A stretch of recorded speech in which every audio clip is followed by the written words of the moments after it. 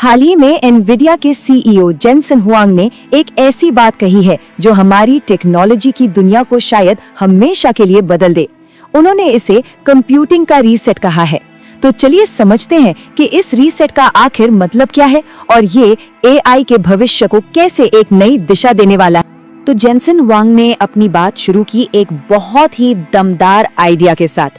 जरा सोचिए, ये सिर्फ कोई सॉफ्टवेयर अपडेट या नया फोन लॉन्च नहीं है, ये तो पूरी इंडस्ट्री के नियम ही फिर से लिखने जैसा है। एक ऐसा बड़ा बदलाव जो हर 10-15 साल में बस एक बार होता है। और हुआंग का कहना है कि वो ऐतिहासिक पल वो अभी है। हम उस बहुत बड़े रीसेट के ठीक मुहाने पर खड़े हैं और ये सब अभी हो रहा है। तो सवाल ये है कि ये रीसेट आखिर है क्या? देखिए, ये सिर्फ कोई नई चिप या नया सॉफ्टवेयर नहीं है। ये कंप्यूटिंग की पूरी नींव, जिसे स्टैक कहते हैं, उसे बदलने की बात है। मतलब प्रोसेसर से लेकर ऑपरेटिंग सिस्टम और एप्स तक सब कुछ, हर एक लेयर को फिर से बनाया जा रहा है। और जानते हैं इस बदलाव को और भी जबरदस्त क्या बनाता है? वो ये कि ये सिर्फ एक दिशा में नहीं हो रहा है। हुआंग के मुताबिक टेक्नोलॉजी में दो बहुत बड़े बदलाव एक साथ हो रहे हैं और एक दूसरे को और तेज कर रहे हैं। तो ये है वो दो बदलाव। पहला है एप्लीकेशंस का, मतलब अब एआई वो नींव बन गया है जिस पर नए नए एप्स बन रहे हैं। और दूसरा, जो शायद इससे भी बड़ा बदलाव है, वो है हार्डवेयर में। सोचिए, पारंपरिक सीपीयू एक एक्सपर्ट की तरह है जो एक बार में एक मुश्किल काम बहुत अच्छे से कर सकता है, लेकिन जीपीयूज वो तो हजारों मजदूरों की फौज की तरह हैं जो एक साथ कई छोटे छोटे काम कर सकते हैं।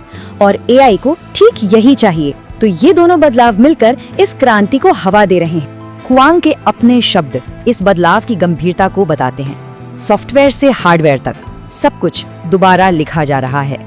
इस बदलाव की गहराई को समझाने के लिए हुआंग ने इसे 5 परतों वाले केक की तरह बताया। और मैसेज बिल्कुल साफ है। एआई इंफ्रास्ट्रक्चर की हर एक लेयर, नीचे से लेकर एकदम ऊपर तक, पूरी तरह से नई है। कुछ भी पुराना नहीं बचने वाला। तो सवाल यह है कि इस नए कंप्यूटिंग स्टैक को पावर कौन देगा? इस पूरी क्रांति के दिल में कौन सा इंजन लगा है?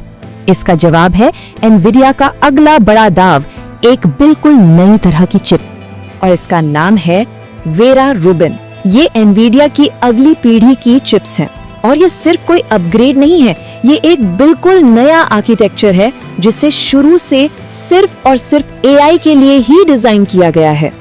इस नए हार्डवेयर की कॉम्प्लेक्सिटी का अंदाजा लगाना है तो बस ये एक नंबर देखिए। हर एक वीरा रूबिन चिप में 17,000 से भी ज्यादा कंपोनेंट्स हैं। ये सच में इंजीनियरिंग का एक कमाल है। तो इस एक चिप के अंदर क्या क्या है?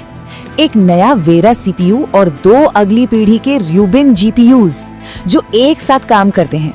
इसका नतीजा पावर और परफॉर्मेंस में एक ऐसी छलांग जो पहले कभी देखी नहीं गई। और ये चिप सिर्फ गेमिंग के लिए नहीं है, ये विशाल एआई फैक्ट्रीज बनाने के लिए बिल्डिंग ब्लॉक्स हैं। मतलब ऐसे डेटा सेंटर्स जो एआई मॉडल्स को एक अविश्वसनीय रफ्तार से बना और ट्रेन कर सकते हैं। लेकिन इतनी सारी पावर, ये सारा नया हार्डवेयर, आखिर किस लिए? एनवीडिया का आखिरी मकसद क्या है? अब बात करते हैं उस सबसे बड़ी चुनौती की जिसे हल करने के लिए ये सब कुछ बनाया जा रहा है। ये शब्द बहुत जरूरी है, फिजिकल एआई। ये एक ऐसा एआई है जो सिर्फ डेटा या टेक्स्ट को नहीं समझता, बल्कि हमारी असली दुनिया को, उसके नियमों को, उसके कॉमन सेंस को समझता है। जैसे कि ये समझना कि कोई चीज गिराने पर नीचे ही गिरेगी, या ये जानना कि दरवाजे को खींचना है या धक्का देना है। और ये काम बिल्कुल आसान नहीं है। हुआंग खुद मानते हैं कि मशीनों को फिजिकल वर्ल्ड के बारे में सिखाना एक ऐसी चुनौती है जिसके बारे में हम अभी बहुत कम जानते हैं। ये एआई की अगली और शायद सबसे मुश्किल मंजिल है। तो एनवीडिया इस चुनौती से निपट कैसे रहा है? वे कॉस्मोस और ग्रीन 008 जैसे खास मॉडल बना रहे हैं। और सबसे दिलचस्प बात यह है कि इन मॉडलों को सिखाने के लिए वो सिंथेटिक डेटा का इस्तेमाल कर रहे हैं, यानी कंप्यूटर से बनाई गई एक नकली दुनिया।